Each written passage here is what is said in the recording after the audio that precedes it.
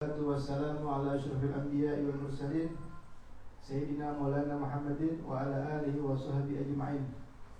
Subhanaka la ilma lana illa ma 'allamtana innaka antal alimul hakim. Rabbi shrah li sadri wa yassir li amri wahlul 'uqdatam min lisani yafqahu qawli. Amma ba'du.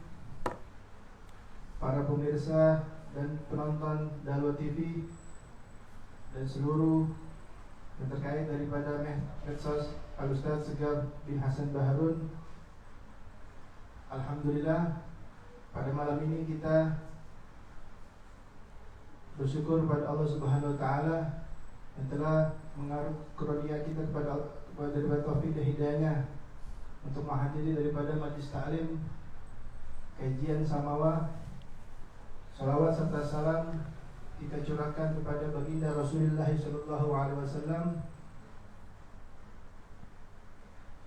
Momentum pada malam ini adalah momentum yang kita sudah tunggu-tunggu, yaitu dalam program kajian Samawa. InsyaAllah pada malam ini kita akan membahas daripada hak-hak istri terhadap suami, karena ini adalah suatu materi dan pelajaran yang sangat penting. Mari kita menyimak dan mendengarkan daripada kajian tersebut nanti. Alhamdulillah juga sudah hadir di hadapan kita bersama guru mulia Dr. Al-Habib Segar Ibn Al-Habib Hasan Baharun, Ata'anallah dituli hayati syarifah, amin ya rabbal alamin.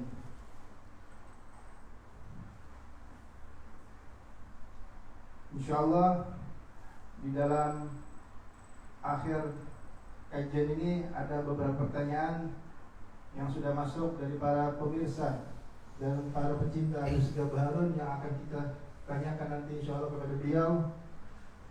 Mari kita kita serahkan momentum kesempatan malam ini kepada beliau. Semoga kajian ilmu malam ini membawa keberkahan kepada kita semuanya, amin ya rabbal alamin. Waktu dan kesempatan ini mari kita serahkan kepada beliau. Fadhil ya habibana. Assalamualaikum warahmatullahi wabarakatuh.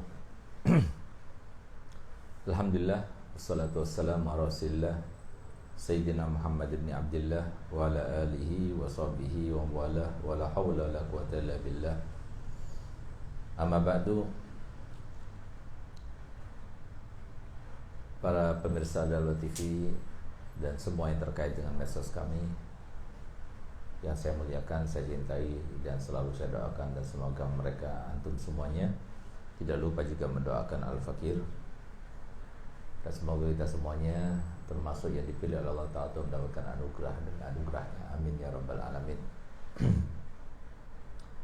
Dan tidak lupa kepada moderator kita Al-Habib Yusuf Fadi, kita doakan semoga beliau panjang umur, sehat badan, dimudahkan segala urusan, ditambah semangat dakwahnya, dan semoga dilancarkan urusan dakwahnya sehingga beliau mendapatkan cinta kasih daripada datuknya Nabi Muhammad SAW, amin ya rabbal alamin.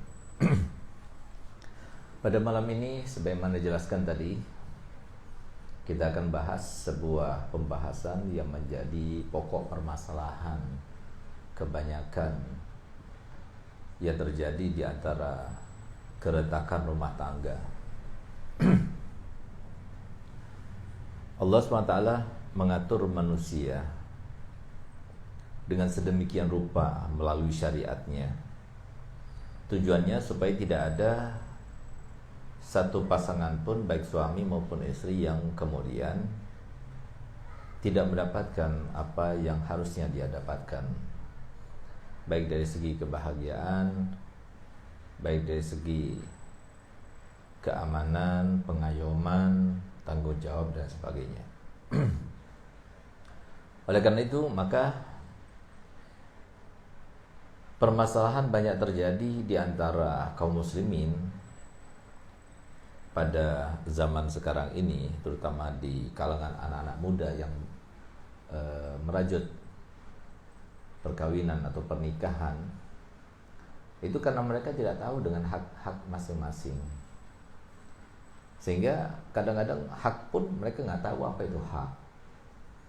Sehingga kemudian pasangan tersebut tidak melaksanakan haknya, sementara pasangan yang lainnya menunggu-nunggu kapan haknya dilaksanakan. Oleh karena itu maka di sini kita akan jelaskan apa sih hak itu. Hak itu adalah sebuah kewajiban, bukan sebuah kesunahan, apalagi sebuah amal adab atau sopan santun, tidak, tapi ini adalah sebuah kewajiban. Pada malam ini kita akan bahas tentang kewajiban apa saja seorang suami untuk dilaksanakan bagi istrinya. Itulah arti daripada hak-hak istri terhadap suami. Dan nanti sesi berikutnya kita akan bahas tentang hak-hak suami terhadap istri.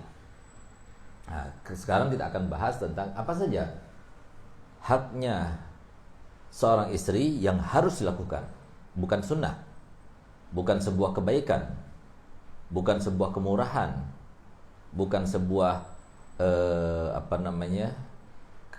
sebuah kebaikan yang lebih atau muasyarah bil ma'ruf daripada seorang suami terhadap istrinya, yang itu kita dianjurkan dan disunahkan untuk melaksanakannya. Tidak, tapi ini sesuatu yang wajib, di mana kalau seumpama hak itu tidak dilaksanakan, maka yang bersangkutan hukumnya berdosa.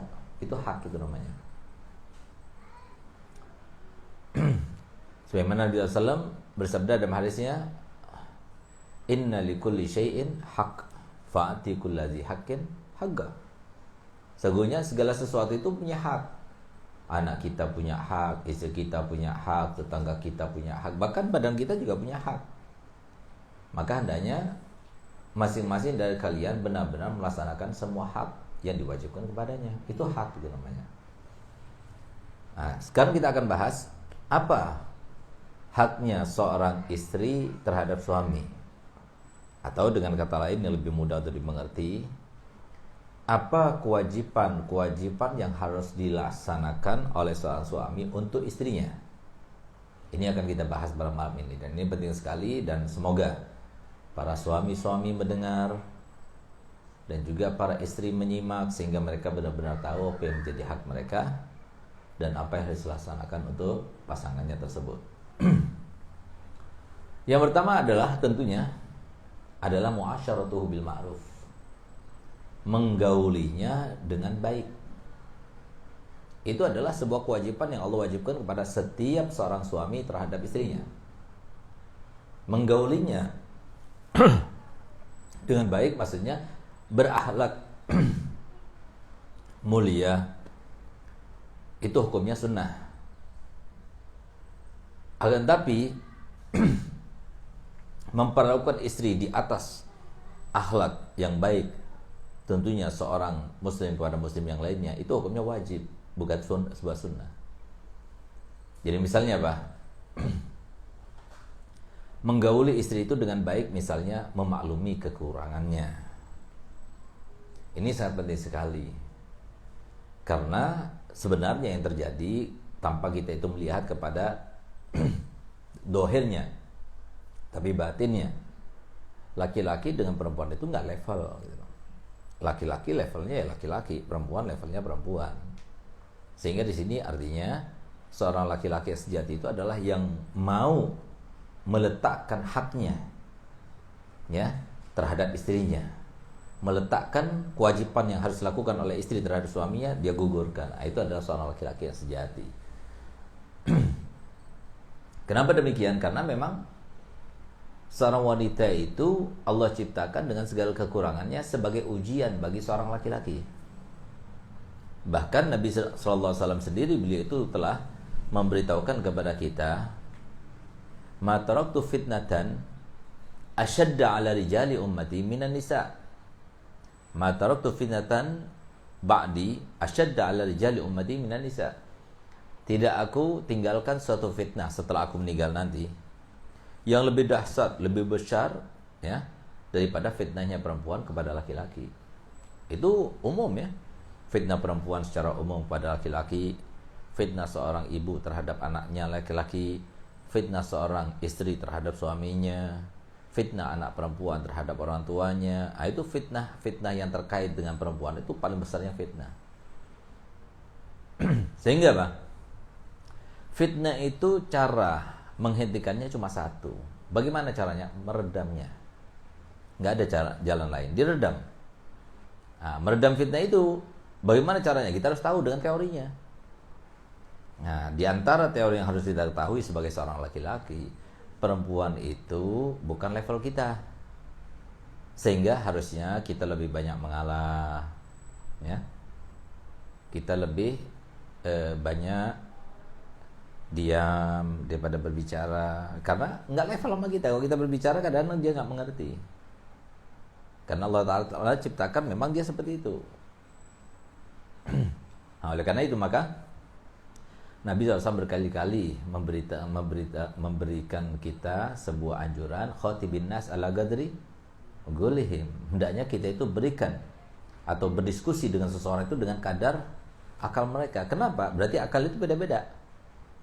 Antara orang yang akademisi dengan yang bukan akademisi beda. Antara laki-laki dan perempuan beda. Antara anak kecil dengan yang sudah dewasa beda. Itu maksudnya. Nah, jadi seorang yang bijak, seorang yang profesional itu adalah yang bisa mengalurkan diskusinya dengan lawan bicaranya itu sesuai dengan akal mereka gitu. Nah, begitu pula kita menggauli mereka dengan cara yang baik. Lihat bagaimana Nabi kita Muhammad SAW. Beliau adalah sosok yang sengaja Allah ciptakan dan Allah bangkitkan serta Allah utus guna memberikan contoh dan ketauladanan kepada kita bagaimana menjadi seorang suami yang baik. Sehingga Nabi kita Muhammad SAW sebagaimana diceritakan oleh Sayyidatuna Aisyah, Nabi Muhammad SAW sama seperti kalian, bahkan lebih baik daripada kalian semuanya. Di mana beliau tidak pernah memperlakukan istrinya itu dengan kasar, ya, tidak pernah main tangan, tidak pernah kemudian sampai bentak-bentak dan sebagainya, ya. Nah, tapi menggaulinya dengan cara yang baik.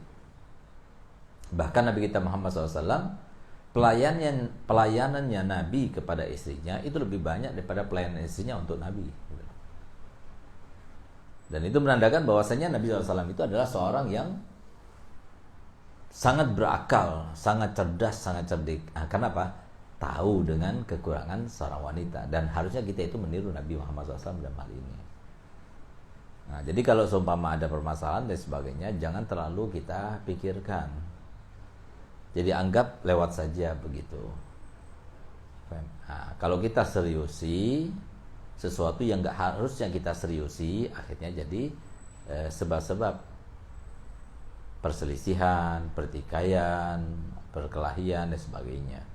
Oleh karena itu maka di sini yang paling pertama yang harus dilaksanakan oleh seorang suami terhadap istrinya itu adalah menggaulinya dengan baik. Menggauli apa? Secara umum, baik itu menggauli ketika tidur, bangun tidur, ya, ketika makan, ketika di rumah, ketika di luar rumah, maka menggaulinya dengan baik. Adalah Nabi SAW ketika masuk ke dalam rumah, kemudian Nabi SAW melihat istrinya sedang menyapu, diambil sapunya, diteruskan oleh Nabi. Adalah Nabi SAW ketika masuk dalam rumah, istrinya sedang menjahit, diambil, dijahit, diteruskan oleh Nabi. Adalah Nabi SAW ketika masuk ke dalam rumah salah satu istrinya, kemudian mereka sedang memotong-motong daging, beliau ambil pisaunya, beliau meneruskan. Itulah Nabi kita Muhammad SAW yang serba lengkap, serba bisa. Nah, masalahnya kita kadang-kadang ingin meniru Nabi SAW, kadang kita nggak bisa gitu. Mau jahit kita nggak bisa, mau potong daging kita nggak bisa gitu. Subhanallah, itulah Nabi kita Muhammad SAW serba bisa, ya. Nabi SAW ketika melihat istrinya akan naik ke unta, maka beliau sodorkan kakinya itu untuk dinaiki oleh Sayyidatuna Maimunah, kemudian menghantarkannya supaya naik dan dengan mudah naik ke atas unta tersebut. Nah, ini salah satu contoh bagaimana kita memperlakukan seorang istri itu dengan baik. Ada di antara kita kadang-kadang kepada orang lain baik sekali, tapi kepada istrinya tidak.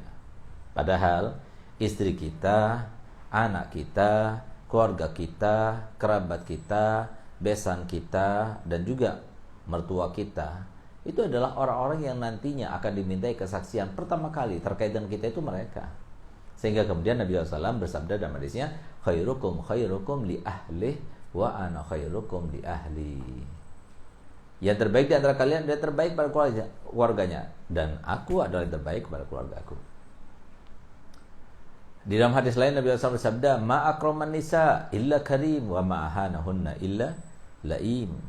Lain du'itu ghaliban laima maghluban karima ahabbu ilayya min an uda ghaliban laima. Kata Nabi Muhammad SAW, tidak ada seorang pun di antara kalian yang menghormati, memuliakan seorang wanita kecuali dia seorang yang mulia di sisi Allah. Sebagaimana tidak ada seorang pun yang menghina, mencela, merendahkan seorang wanita kecuali dia itu adalah seorang yang tercela di sisi Allah. Bahkan keterusan hadis tersebut Nabi SAW bersabda, kalau seumpama aku dikatakan oleh orang lain, aku ini adalah kalah kepada istri, enggak apa-apa, asalkan aku mulia di sisi Allah. Ketimbang aku dikatakan aku menang kepada istri, tapi aku ternyata adalah orang yang tercela di sisi Allah. Nah, oleh karena itu maka kadang-kadang ada orang yang memaksakan diri hanya untuk supaya merealisasikan hasratnya, karena dia itu takut sampai malu di antara teman-temannya, maka dia itu tampakkan ketegasannya itu dengan melakukan kekerasan kepada istri. Itu tidak dianjurkan, karena perempuan itu bukanlah makhluk yang pantas untuk menjadi sasaran seperti itu. Nah, oleh karena itu maka di sini difahami bahwasanya hak yang pertama yang harus dilaksanakan oleh seorang suami terhadap istrinya itu adalah menggaulinya dengan lemah lembut, berbicaranya sopan santun, tutur katanya lemah lembut, ya. Semuanya itu dengan serba akhlakul karimah, sebagaimana kita berakhlakul karimah kepada tetangga, sebagaimana kita itu berakhlakul karimah kepada para mitra kerja, sebagaimana kita berakhlakul karimah dengan setiap muslim yang kita jumpa, maka istri kita harus lebih daripada mereka semuanya. Itu maksudnya menggaulinya dengan cara yang baik. Kemudian yang kedua memberikan nafkah, baik dohir maupun batin. Kalau dohir memang wajib, tapi kalau batin memang ada khilaf di antara ulama, ya, bahwasanya nafkah dohir itu adalah haknya seorang suami terhadap istrinya, dan bukan hak dua-duanya atau haknya istri terhadap suaminya, tidak. Artinya kalau suaminya mau kemudian istri menolak, itu hukumnya dosa besar. Tapi kalau istrinya mau, suaminya tidak mau, itu dia tidak berdosa, karena memang kendali dalam hal itu adalah seorang suami. Kalau seorang suami dikatakan bahwasanya itu hak bersenang-senang di tempat tidur itu adalah hak keduanya, maka kalau seorang istri minta kepada suaminya tidak mengiyakan, mengkabulkan, dosa suaminya. Nah, padahal suami itu kan kadang capek, kadang lemah, kadang badannya letih, sehingga dia tidak mampu untuk melaksanakannya. Kendali itu ada pada seorang laki-laki. Berbeda kalau perempuan cuma menerima saja, sifatnya itu pasif. Kalau laki-laki itu harus aktif. Nah, oleh karena itu maka di sini dengan kebijakan agama luar biasa. Jadi hak hubungan badan itu adalah haknya seorang suami, bukan haknya seorang istri. Tapi ketika seorang suami itu melihat jikalau seorang istri itu tidak digauli, tidak diberikan nafkah batin, maka sampai kemudian dia akan berbuat dosa, apalagi sampai berselingkuh dan sebagainya, hukumnya wajib bagi suami untuk menyetubuhinya atau tidur bersamanya. Nah, itu saja. Itu yang dikatakan ulama. Tapi kalau nafkah dohir itu hukumnya wajib. Nah, di sini kan banyak yang nggak paham. Nafkah dohir itu adalah suatu kewajiban seorang suami terhadap istri, harus kita berikan. Berapa nafkah yang wajib kita berikan pada seorang istri? Kalau seumpama kita seorang yang kaya, maka kita itu harus berikan nafkah bagi istri kita layaknya orang kaya. Jadi artinya orang kaya itu makannya apa saja. Kalau pagi misalnya pakai keju, kemudian pakai susu, pakai roti dan sebagainya. Habis berapa biasanya? Oh, misalnya sekali makan 150.000. Kalau makan siang misalnya dia makannya itu nasi mandi misalnya, ya. Kalau malam roti keju dan sebagainya misalnya. Itu diperkirakan. Nah, misalnya kalau dia itu kaya misalnya, maka makan pagi misalnya 75, makan siang 100, Makan malamnya lagi 75, berarti 150 tambah 100 250. Setiap hari itu 250, wajib itu hukumnya. Kalau sederhana, misalnya makanan para istri sederhana itu misalnya satu hari itu pagi 25, siang 35 misalnya. Malamnya 35 lagi misalnya. Berarti kan 70 tambah berarti 100.000 sekitar. Jadi kalau 1 bulan berarti kita serah mau diberikan per hari 100.000 atau diberikan sampai 1 bulan atau diberikan di awal. Ini untuk 1 bulan ya gitu. Nah, jadi misalnya kalau sederhana misalnya 3 juta kita berikan pada istri. Itu haknya istri saja itu. Bukan haknya anak-anak, lain lagi gitu. Nah, itu kewajiban seorang suami terhadap istrinya itu gitu. Harus kita berikan. Nah, kalau semua kita mau ngasih lebih itu serah. Nah, itu yang dimasukkan muasyaratuh bil ma'ruf gitu. Oleh karena di sini Al-Habib Wahdat mengatakan hendaknya seorang suami itu menggauli istrinya, begitu pula sebaliknya istri menggauli suami itu dengan muasyaratuh bil ma'ruf. Suami muasyaratuh bil ma'ruf, si istri muasyaratuhu bil ma'ruf. Nah, kalau bisa terlaksana seperti itu, maka rumah tangga itu akan aman, tentram, sejahtera. Berbeda kalau semuanya itu harus dengan dasar, dengan landasan standarisasi hak misalnya. Maka nanti akan menjadi kacau. Karena masing-masing akan menuntut haknya. Misalnya apa? Si suami pulang. Ya, pulang ke rumahnya dari kerja, capek, penat, letih. Dia suruh istrinya, bikinkan kopi. Sementara suaminya capek. Dan dia enggan untuk membuatnya. Maka dia katakan, bukan kewajibanku. Emang benar bukan kewajibannya dia. Maka timbul sebuah permasalahan jadinya. Dia marah-marah sebagainya gitu. Karena memang benar, mencuci baju suami itu bukan kewajiban istri. Ya. Memasakkan untuk suami bukan kewajiban istri. Harusnya si suami itu kalau dia itu nggak bisa masak sendiri, mencuci sendiri bajunya si istri, maka dia itu harus menyewa seorang pembantu untuk memasakkan untuknya dan mencucikan bajunya. Kalau nggak bisa. Nah, tapi sebaliknya, ketika seorang istri itu sakit, ya, lalu dia itu mau berobat, dia minta uang sama suaminya akan mengatakan, loh, bukan kewajibanku. Sana minta sama orang tuamu. Nah, gitu. Kan jadi berantakan akhirnya. Jadi sebab perselisihan. Nah, makanya di sini katakan muasyaratu bil ma'ruf. Hadza bihadza wa hadza bihadza gitu. Jadi yang istri mencucikan bajunya si suami, ya, menyetrikakan baju suami, menyiapkan baju suami itu nggak wajib, tapi dia lakukan. Begitu pula masakan suami, minuman suami dan sebagainya itu nggak wajib, tapi dia lakukan. Maka itu berhak untuk kita balas kebaikan itu. Bagaimana? Kalau kita beri nafkah, kita lebihkan. Kalau dia sakit, kita yang ngobati dan sebagainya. Nah, itu artinya muasyaratu bil ma'ruf. Nah, jadi jelas bahwasanya nafkah itu ada 2 macam, ada nafkah zahir, ada nafkah batin. Nafkah zahir hukumnya wajib dilaksanakan oleh seorang suami terhadap istrinya. Nah, berapa ketentuannya? Ketentuannya seperti yang biasa dimakan. Makan pagi apa biasanya? Makan siang apa? Kalau dia roti ya roti, kalau nasi ya nasi, tergantung. Nah, bagaimana si istri itu? Nggak bisa kita karena dia itu kawin dengan orang Indonesia, makanya harus seperti orang Indonesia. Enggak, kita harus ikuti dia. Nah, jadi kalau dia suka makanan ini, silahkan, itu haknya dia. Nanti minta pada suaminya yang menyediakan. Itu hak yang kedua. Kemudian hak yang ketiga, seorang istri itu ya mempunyai hak kepada suaminya berupa harus dia itu memberikan pengayoman serta pembinaan dalam agamanya. Harus. Jadi supaya dia nggak salah. Nah, itu penting. Itu banyak sekarang di antara para suami itu yang tidak melaksanakan ini. Istri itu di bawah tanggung jawab kita.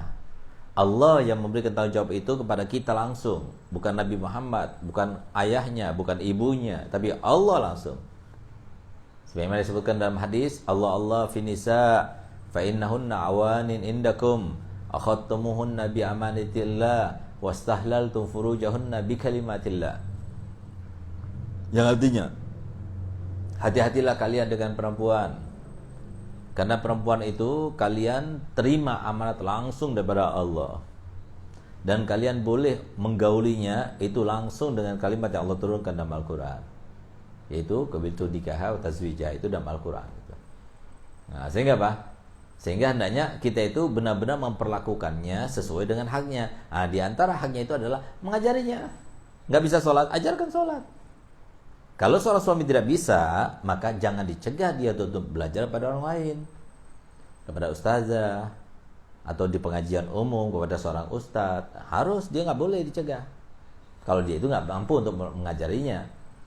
Nah, begitu pula dia nggak bisa sholat, diajari sholat. Dia nggak bisa wudu, ajari wudu. Tampak pada dirinya itu kekurangan dalam segi syariat, kita tegur. Dia mau keluar tanpa menutup aurat, kita wajib perintahkan dia, nggak boleh keluar, harus pakai aurat. Tampak pada dirinya sesuatu yang sebab-sebab nusuz, yaitu durhaka pada suami, misalnya apa, cemberut depan suami, nasihati. Marah-marah depan suami, nasihati. Nah, itu kewajiban suami itu. Kewajiban suami untuk istrinya. Karena itulah maksud dari firman Allah Ta'ala, ar-rijalu qawwamuna 'alan nisa. Jadi laki-laki itu adalah seorang pemimpin yang wajib memimpin. Artinya wajib memimpin apa artinya? Bukan pemimpin itu diam saja. Pemimpin itu harus bergerak. Pemimpin itu harus berpikir. Pemimpin itu harus bertindak. Nah, tindakannya itu adalah ketika melihat seorang istri itu bodoh dalam agama, ajarkan.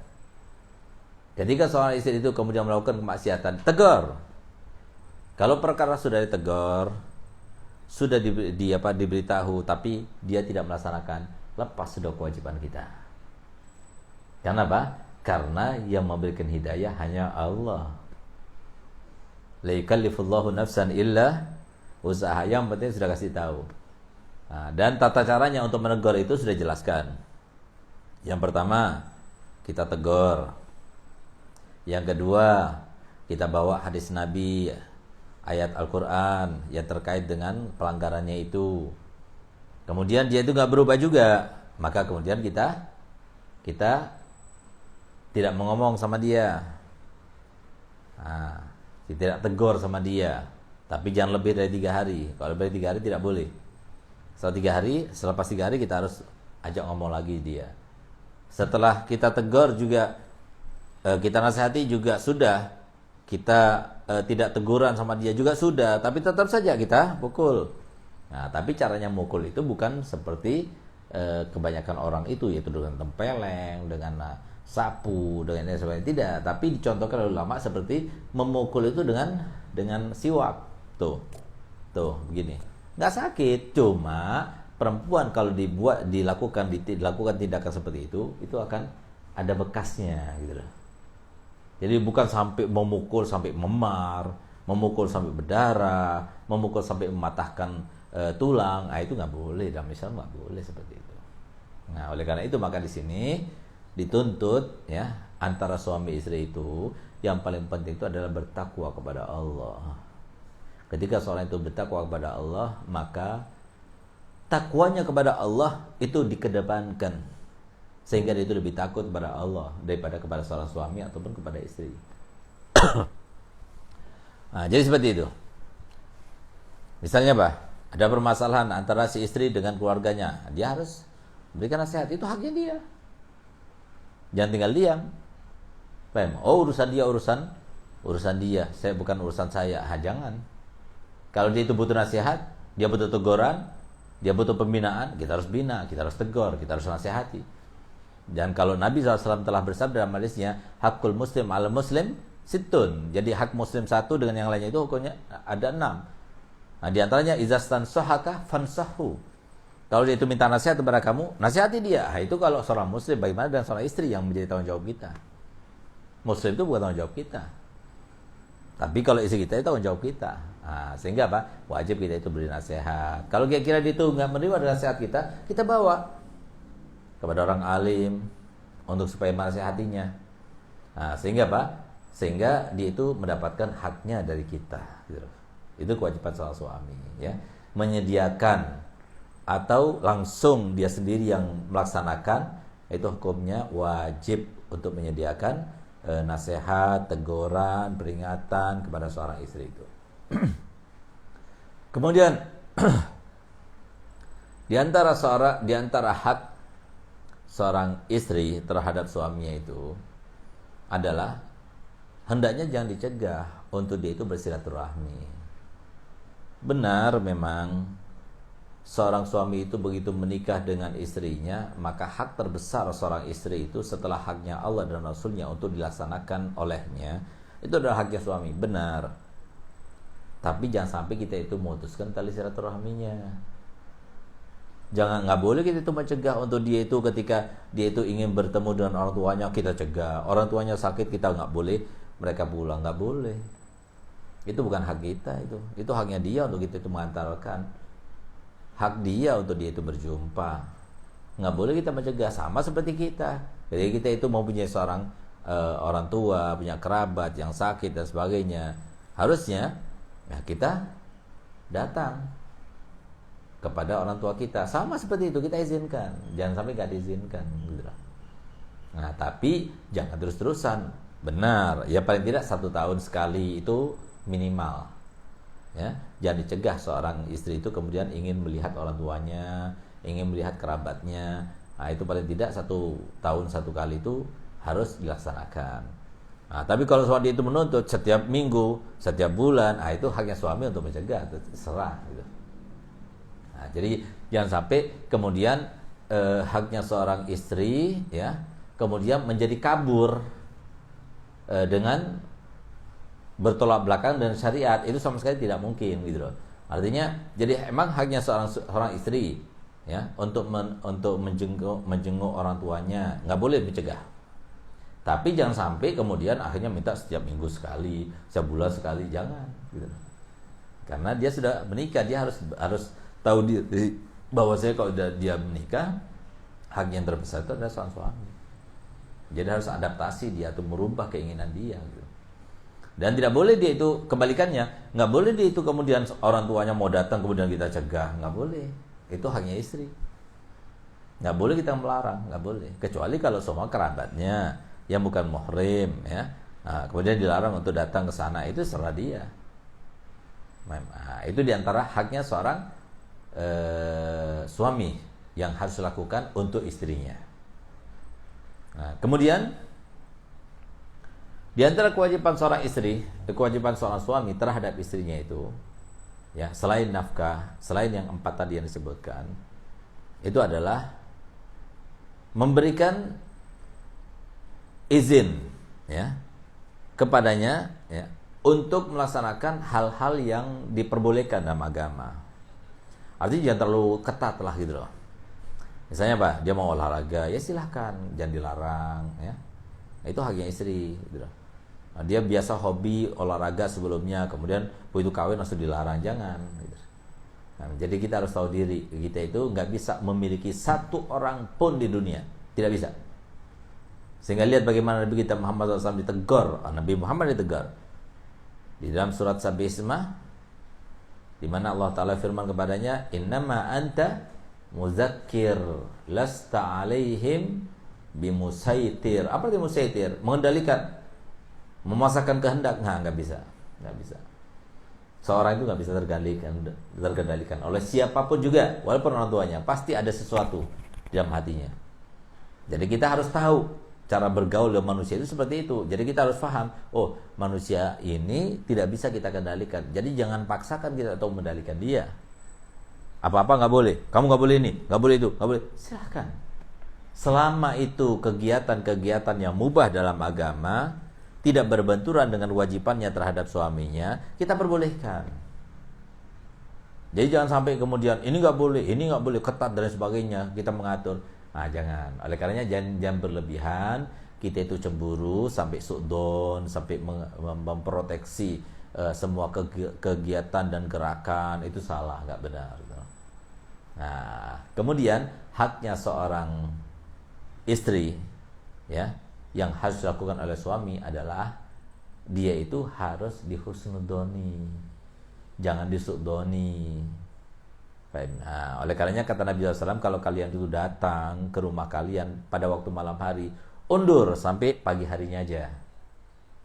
Untuk apa? Supaya tidak timbul apa-apa ketika malam datang lalu dia melihat apa-apa dan sebagainya gitu loh. Kasih tahu dulu. Kalau dia mau datang mau pulang kasih tahu.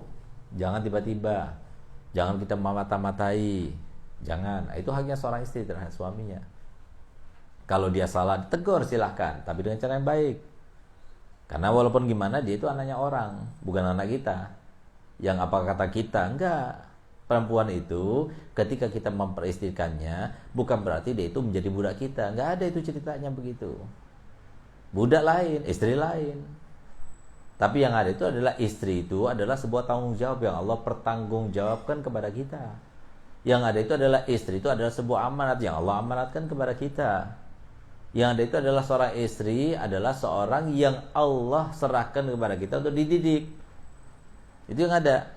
Mendidik satu orang saja di rumah nggak bisa, gimana mau jadi seorang pendidik dari pondok pesantren? Nah gitu.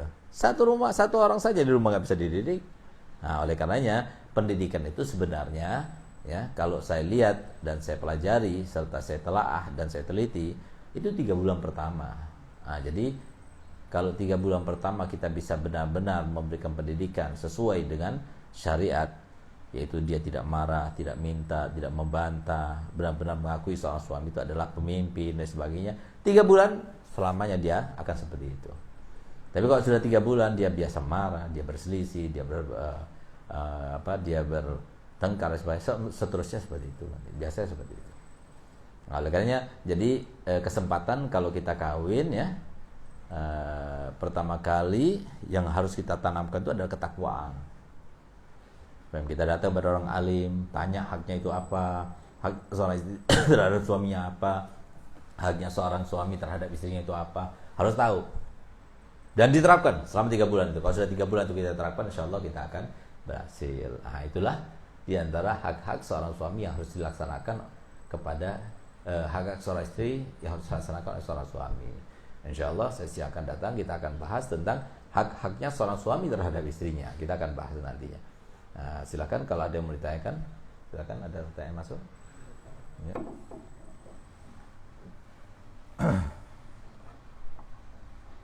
Ya, kita masuk dalam sesi pertanyaan. Di sini ada beberapa pertanyaan Habib. Ya. Mudah-mudahan Habibana bisa menjawabnya. Yang pertama Habib, ada pertanyaan di antara syarat daripada wanita solihah itu dengan 3M, yaitu tidak marah, tidak membantah, dan tidak meminta kepada suami. Yang ingin saya tanyakan ya Habib, bagaimana caranya agar kita tidak meminta kepada suami? Dan pertanyaan yang kedua, yaitu sebagaimana dalam pembahasan sebelumnya, wanita berkarir itu diperbolehkan dengan syarat-syarat tertentu. Yang saya ingin tanyakan Habib, apakah boleh uang yang didapat oleh istri tersebut dipakai untuk kepentingan istri tanpa seizin suami? Dan pertanyaan yang ketiga Habib, banyak di tengah masyarakat, terkadang dari keluarga saya pun juga ada istrinya itu diuber-uber oleh kolektor, kartu kredit mungkin nunggak atau utang-utang yang lain.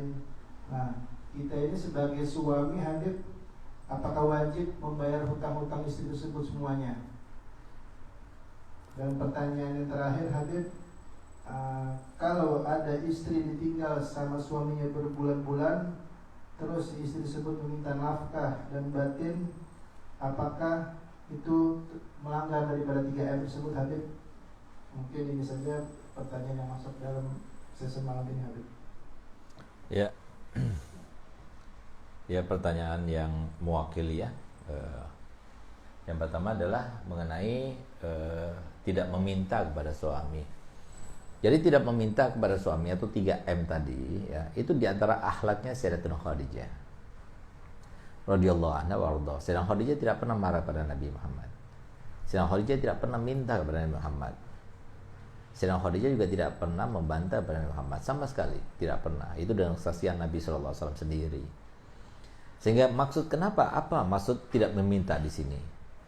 Tidak meminta itu kita kalau melihat kepada sejarah sahabat Nabi SAW terkait dengan Nabi SAW, berapa banyak sahabat Nabi ketika datang kepada Nabi meminta kepada Nabi SAW supaya dibayat. Maka kemudian Nabi SAW bayatnya untuk tidak meminta seumur hidupnya.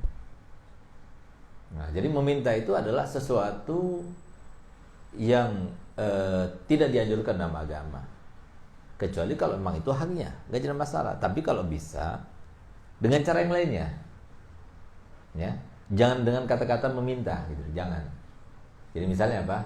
Kayaknya beras kita sudah habis, gitu. Apa kamu sudah pesan? Kayaknya susu anak kita sudah habis. Jangan dengan kata-kata minta.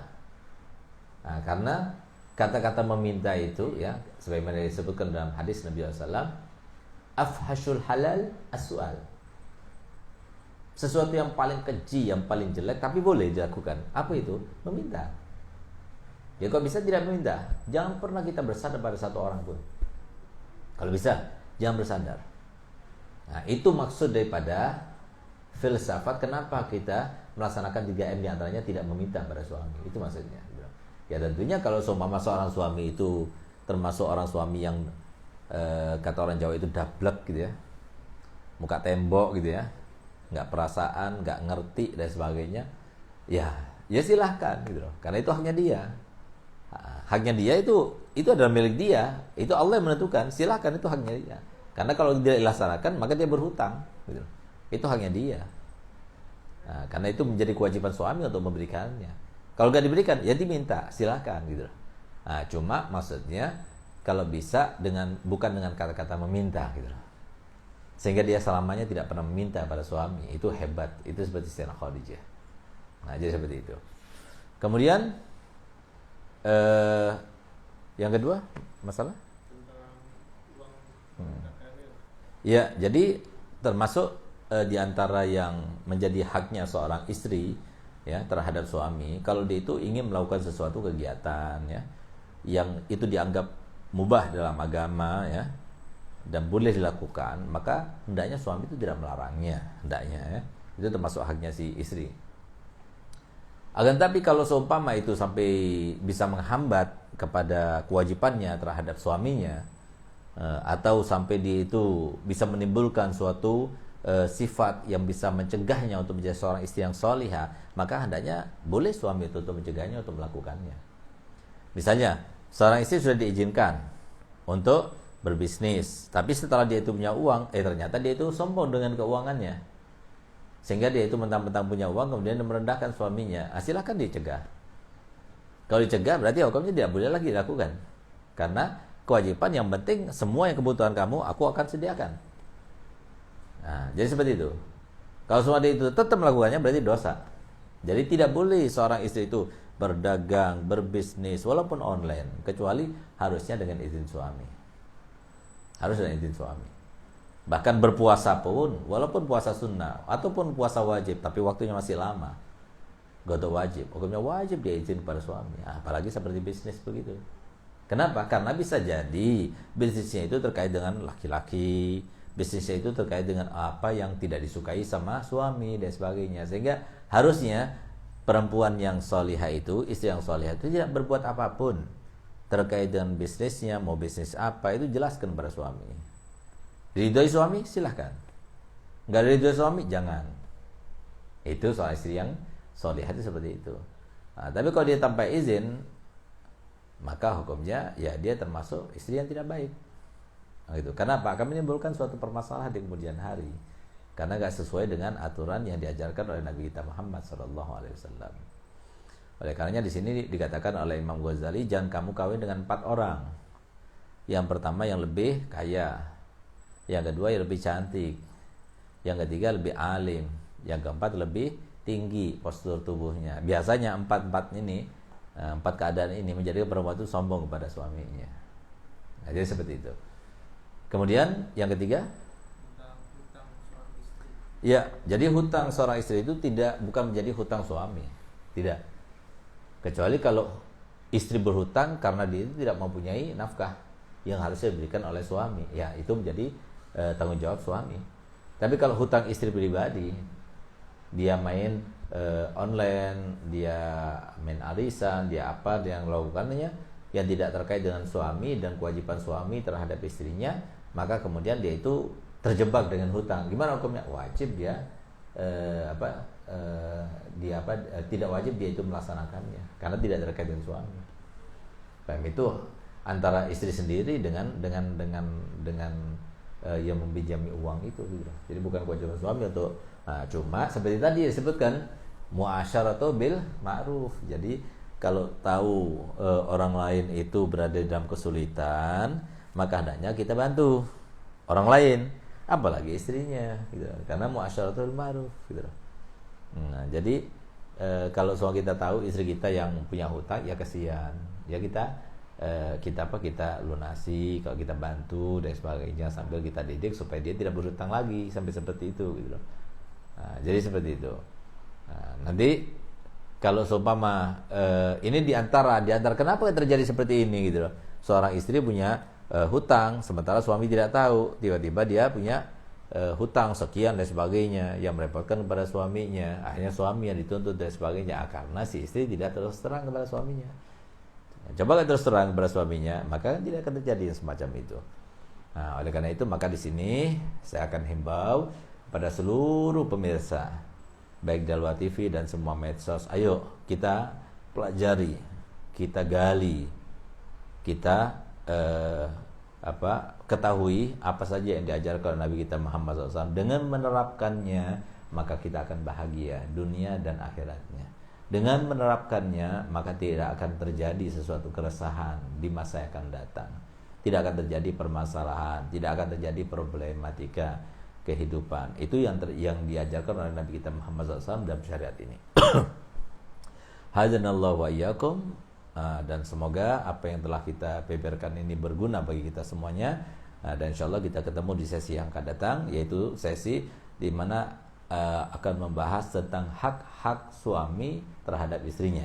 Jadi apa yang harus dilakukan oleh seorang istri terhadap suaminya, dan itu nanti harus dihadiri oleh semua pasangan baik suami maupun istri supaya tahu masing-masing haknya sehingga bisa dilaksanakan haknya masing-masing.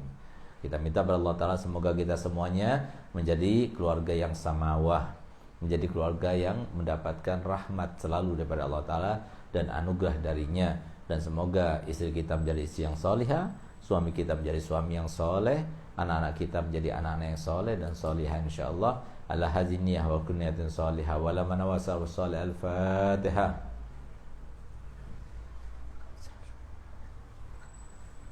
Allahumma salli wa sallim ala sayyidina Muhammadin sahibil busyra salatan tubashiruna biha wa ahlana wa auladana wa jami'a masyaikhina wa muallimina wa talabatana wa talibatina min yaumina hadza ila yaumi akhir. Allahumma salli wa sallim ala sayyidina Muhammadin sahibil busyra salatan tubashiruna biha wa ahlana wa auladana wa jami'a masyaikhina wa muallimina wa talabatana wa talibatina min yaumina hadza ila yaumil